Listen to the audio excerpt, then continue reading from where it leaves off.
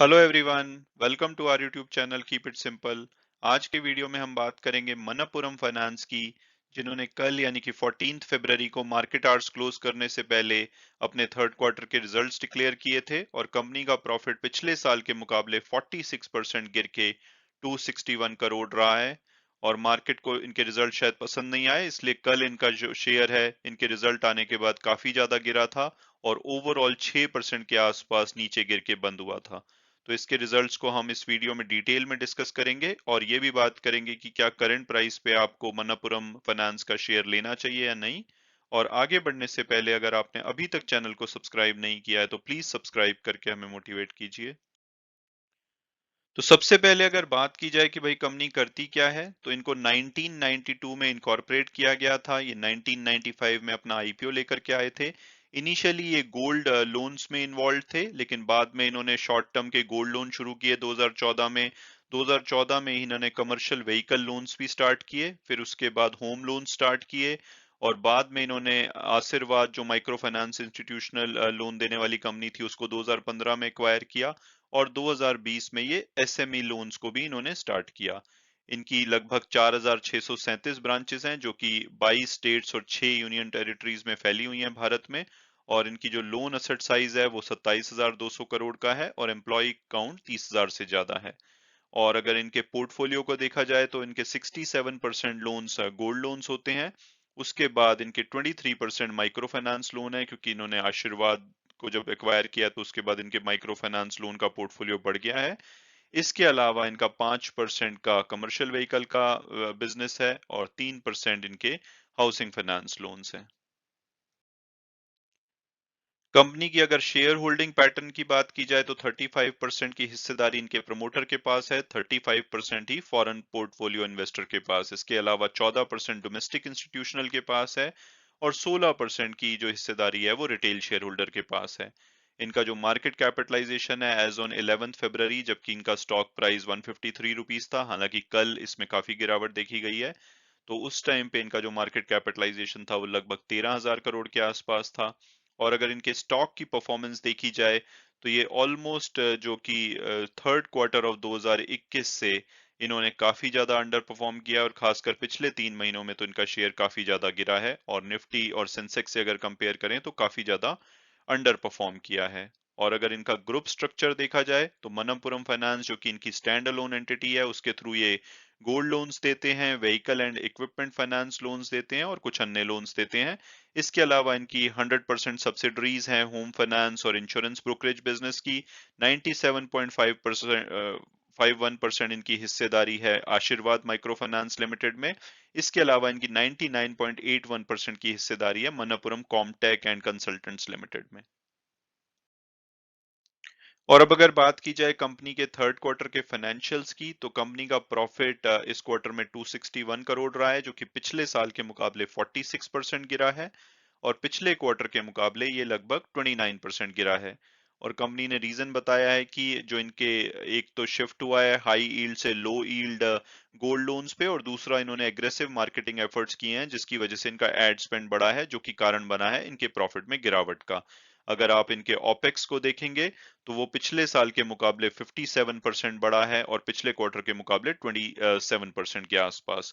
तो कंपनी का जो फोकस है आने वाले टाइम में ओपेक्स रिडक्शन होगा, जो कि पिछले 2 क्वार्टर से काफी ज्यादा बढ़ा है, जिसकी वजह से इनके प्रॉफिट में काफी ज्यादा गिरावट देखी गई है।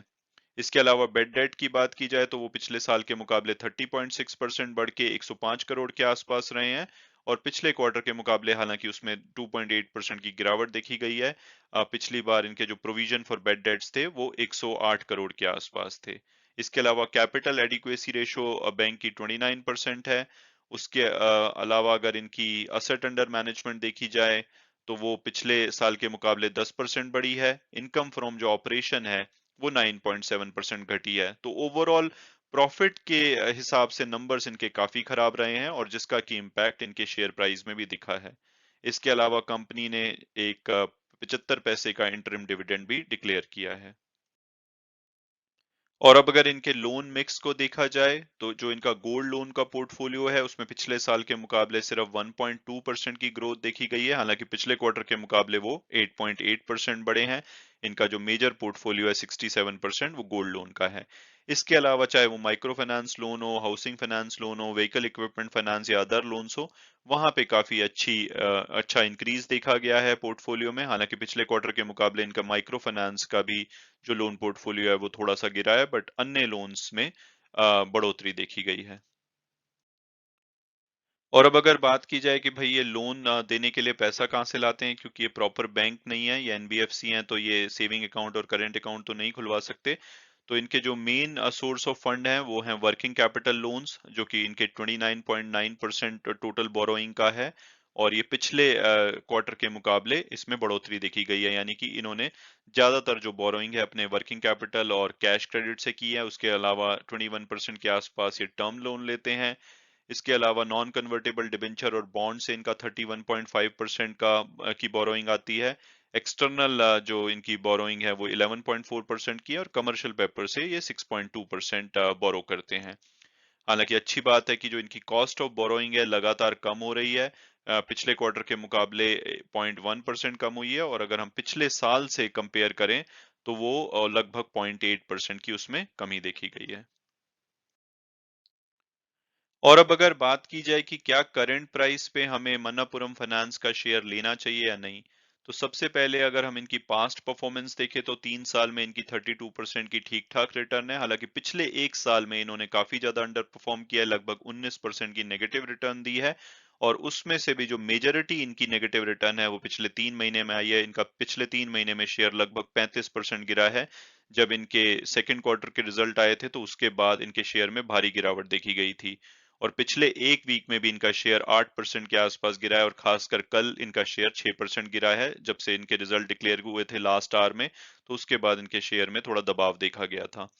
इसके अलावा अगर डिविडेंड की बात की जाए तो इस साल में 75 पैसे का जो अभी इन्होंने डिविडेंड डिक्लेयर किया उसके उसको मिला करके इनका जो ओवरऑल डिविडेंड है वो 3 रुपए का हो जाएगा इस फाइनेंशियल ईयर में। तो इनकी डिविडेंड यील्ड लगभग 2% के आसपास की आती है। और अगर टिकर टेप के प्रेडिक्टिव एनालिसिस को देखें तो इसका एवरेज टारगेट प्राइस 224 बताया जाता है, हायर साइड पे 286 और लोअर साइड पे 173। तो उनके हिसाब से जो इनकी कल की क्लोजिंग है 143 के आसपास, उसके हिसाब से लोएस्ट टारगेट प्राइस से भी नीचे अवेलेबल है, यानी कि इनकी प्राइसिंग काफी अट्रैक्टिव लगती है। इसके अलावा अगर इनके फंडामेंटल और पीयर्स एनालिसिस को देखा जाए तो ये एक स्मॉल कैप कंपनी है। 12,000 करोड़ के आसपास इनका मार्केट कैपिटलाइजेशन है, और इनके जो कोर कॉम्पिटिटर हैं वो मुथूट फाइनेंस हैं, जिनका की जो मार्केट कैपिटलाइजेशन है वो लगभग 54,000 करोड़ के आसपास है। इसके अलावा पी और पीबी रेशो के हिसाब से इनका वैल्यूएशन डेफिनेटली अट्रैक्टिव लगता है, क्योंकि इनका शेयर 35% गिरा है। तो वैल्यूएशन काफी अच्छा हो गया है, और अगर मुथूट फाइनेंस से कंपेयर करें तो ये काफी ज्यादा अट्रैक्टिव लगता है। रिटर्न ऑन इक्विटी अच्छी है, अदरवाइज प्रॉफिटेबल कंपनी है। तो अगर मेरी पर्सनल ओपिनियन पूछी जाए, मुझे लगता है कि इनका शेयर काफी पिट चुका है। हालांकि रिजल्ट डेफिनेटली काफी खराब है, लेकिन अब लोअर साइड पे जाने को ज्यादा लगता नहीं है। तो अगर आपके पास शेयर है तो आप डेफिनेटली इसको होल्ड कर सकते हैं। आने वाले टाइम में अगर चीजें इंप्रूव होती हैं तो काफी अच्छी रिटर्न दे सकता है। और अगर आपके पास शेयर नहीं है तो भी अगर आपको इस सेक्टर में विश्वास है तो मुझे लगता है कि इसकी प्राइसिंग अट्रैक्टिव है। अगर कोई फर्दर गिरावट आती है या इवन करंट प्राइस पे भी, मेरी पर्सनल ओपिनियन में इसको लिया जा सकता है। अगर चीजें इंप्रूव होती हैं, जैसे कि अपने ओपेक्स को कम करते हैं, तो इनका शेयर यहाँ से अच्छी बढ़ोतरी दिखा सकता है। हालांकि वीडियो क्लोज करने से पहले मैं हमेशा की तरह डिस्क्लेमर दूंगा कि जो भी व्यूज थे वो मेरे पर्सनल थे। अगर आप किसी भी शेयर में इन्वेस्ट करना चाहते हैं तो अपनी फर्दर रिसर्च कीजिए, उसके बाद अगर आपको ठीक लगता है तभी आप उसमें इन्वेस्ट कीजिए। Thanks so much for watching the video and God bless you all.